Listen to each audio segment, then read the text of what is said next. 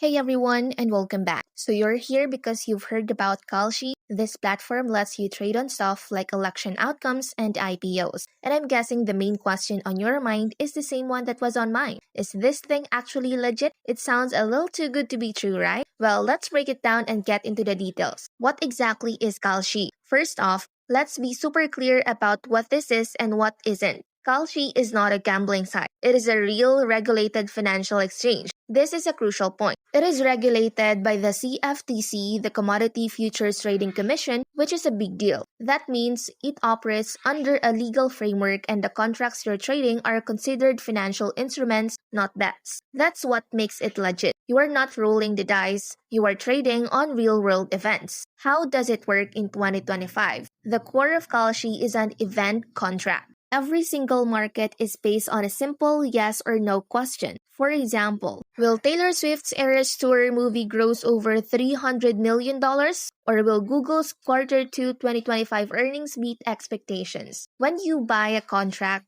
you're essentially buying an outcome. The price of a contract can be anything from $0.01 to $0.99. If the event happens and you're right, your contract becomes worth a full $1. If you are wrong, it becomes worth $0. The price you buy at is basically the market's collective prediction. For example, if a yes contract for a political outcome is trading at $0.75, the market is pricing in a 75% chance of that outcome happening. The best part, you don't have to wait for the event to finish. You can buy or sell your contracts at any time before the market closes, just like trading a stock on the open market. This lets you lock in profits and cut your losses early if you change your mind. But how about the markets? What can you trade on? This is where Kalshi gets really fun and diverse. The platform is famous for its election markets, where you can trade on everything from presidential race outcomes to specific ballot initiatives. It is a fascinating way to watch the political landscape unfold. But it's so much more than that.